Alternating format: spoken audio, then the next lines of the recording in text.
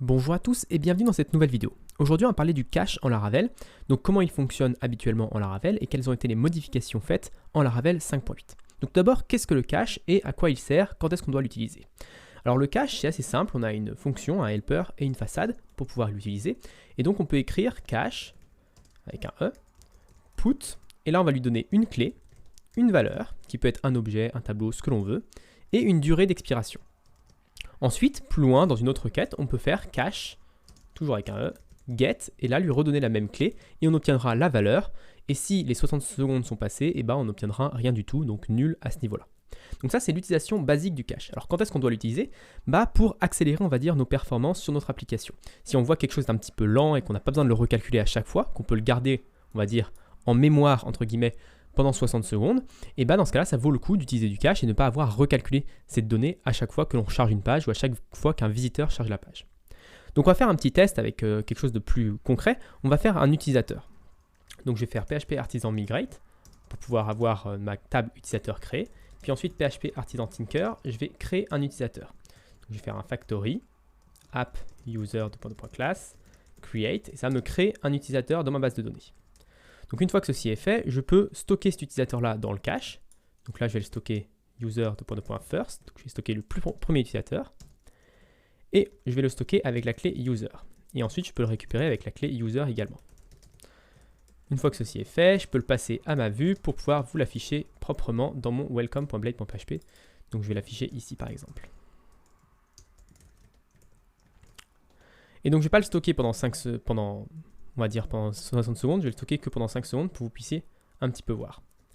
Donc je vais aller ici, je vais actualiser, on voit qu'il apparaît, je vais commenter cette ligne-là rapidement et réactualiser. Et là on voit que ça continue à fonctionner malgré le fait que je ne fasse pas la requête. Et là ça ne fonctionne plus parce que mon cache est nul. Et donc c'est le premier problème que je voulais vous montrer avec cette solution, c'est que vous voyez, on peut retourner ici rien du tout. Quand les 5 secondes sont passées, le cache get nous renvoie nul et du coup ça peut faire planter notre code. Et donc je ne conseille pas d'utiliser cette méthode-là pour créer un cache. Pour utiliser un cache, la meilleure fonction de faire, c'est avec une fonction anonyme. Alors je vais vous montrer tout de suite comment faire. On va tout de suite utiliser encore cache, mais au lieu d'utiliser put ou get, on va utiliser remember. Donc remember, c'est une petite fonction qui va encapsuler un petit peu tout ça, qui va permettre de ne pas faire d'erreur. Donc le premier paramètre, c'est la clé, donc user. Le deuxième paramètre, c'est le temps d'expiration, donc là par exemple 5. Et le troisième paramètre, c'est une fonction anonyme qui va être exécutée uniquement quand le cache n'est pas valide. Donc quand le cache a expiré, cette fonction va être exécutée et ce que return cette fonction va être utilisé. Donc je vais vous montrer tout de suite avec un return user.first et ici je vais faire $user égal. Donc la fonction remember, si le cache existe, elle va me retourner directement ce qu'il y a dans le cache et va le stocker dans $user. Et si le cache n'existe pas ou a expiré, elle va exécuter la fonction anonyme qui est présente ici, donc exécuter la requête SQL, retourner la requête SQL à notre $user ici, et ensuite le stocker dans le cache. Donc comme ça, c'est un petit peu une fonction 2 en 1. Donc je peux supprimer tout ça, et je vais pouvoir exécuter ici. Et normalement, ça fonctionne, on a bien mon adresse email qui apparaît ici. Si vous regardez en bas, on a bien queries 1, donc on a exécuté une requête. Si je réactualise, on a toujours queries 1 parce que le cache avait expiré. Par contre, si je réactualise rapidement, là on obtient 0 parce que le cache n'expire pas. On voit que le cache a expiré, donc j'ai fait la requête. Voilà, je peux pendant 5 secondes recharger la page sans que les requêtes soient exécutées à chaque fois. Donc ça vraiment, le cache, ça nous permet d'améliorer les choses. Mais ce n'est pas vraiment la solution miracle, il peut toujours y avoir des problèmes.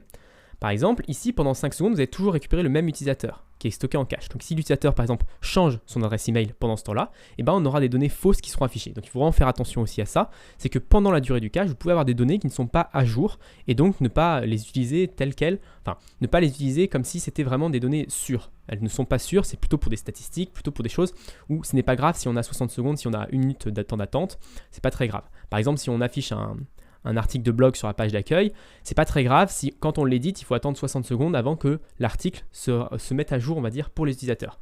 Et même dans ce cas-là, on peut toujours utiliser des techniques pour vider le cache et du coup, les utilisateurs verront tout de suite la nouvelle version de l'article en ligne.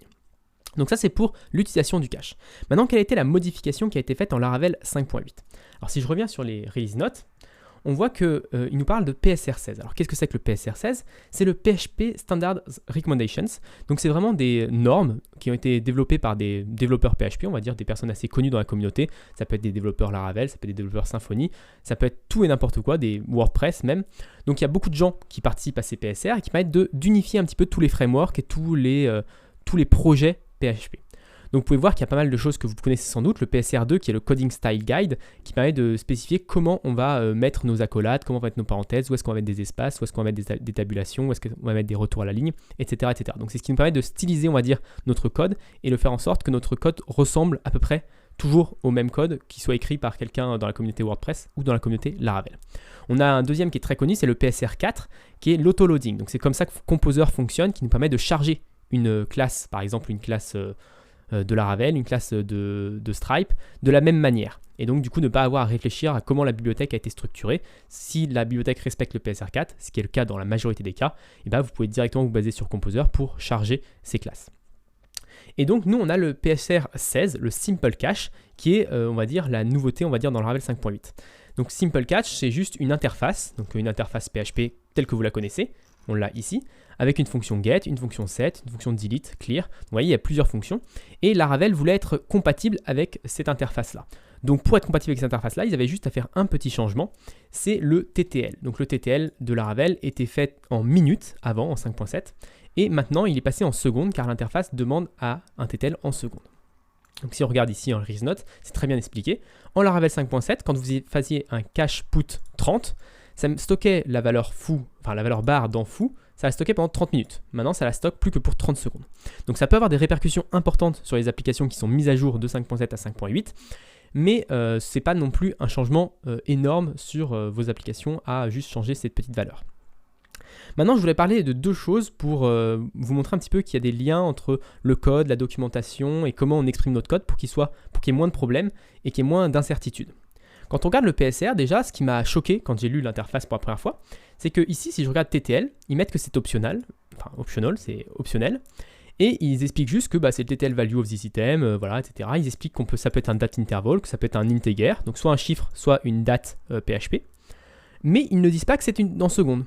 Donc là déjà, premièrement, c'est quelque chose qui me choque dans une interface, c'est bien la question qu'on a quand on a un chiffre. Quand je mets en cache quelque chose pendant 30, la première question que je me pose, c'est si c'est 30 secondes, si c'est 30 minutes, si c'est 30 heures, 30 jours.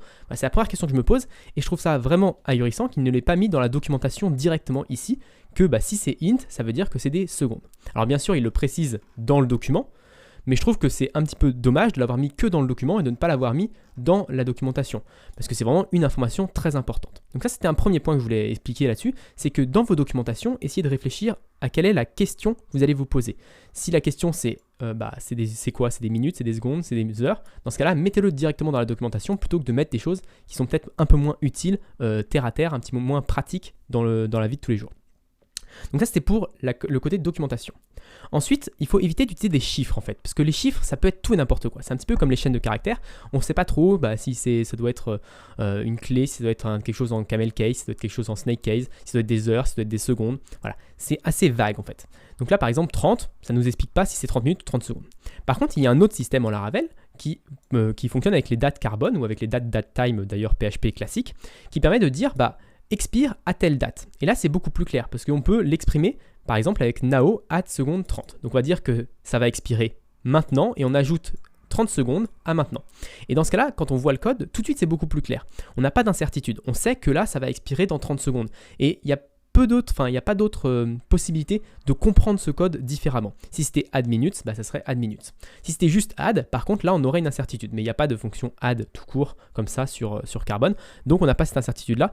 Et ça rend le code beaucoup plus lisible, beaucoup plus agréable. Et ça évite des bugs. Enfin, ça évite des bugs au niveau des mises à jour. Parce que par exemple, cette méthode-là fonctionnait en 5.7 et elle fonctionne toujours en 5.8 parce qu'il n'y a pas d'incohérence ici. C'est toujours la même chose. Les add secondes, ce sera toujours des secondes et add minutes, ce sera toujours des minutes.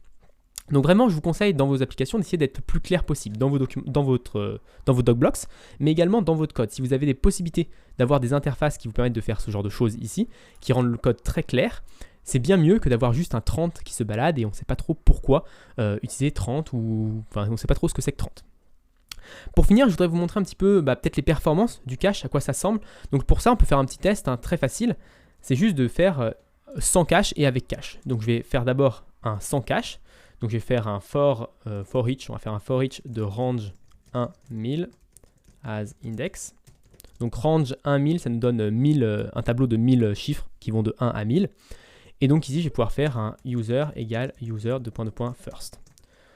Et donc dans ce for each, je vais pouvoir tester le durée de faire 1000 requêtes SQL. Donc là, si je réactualise, ça va prendre un petit peu de temps. Je ne sais même pas si 1000, c'est peut-être pas un petit peu trop, parce que ça va prendre quand même un petit peu de temps. Ça a l'air d'être bon. Et on va voir le temps global affiché ici. Donc là, ça a mis 3,67 secondes. Et on voit qu'on a fait 1000 requêtes SQL. Maintenant, si je fais la même chose avec du cache, donc je peux commenter cette partie-là. Hop, je vais juste reprendre mon for each.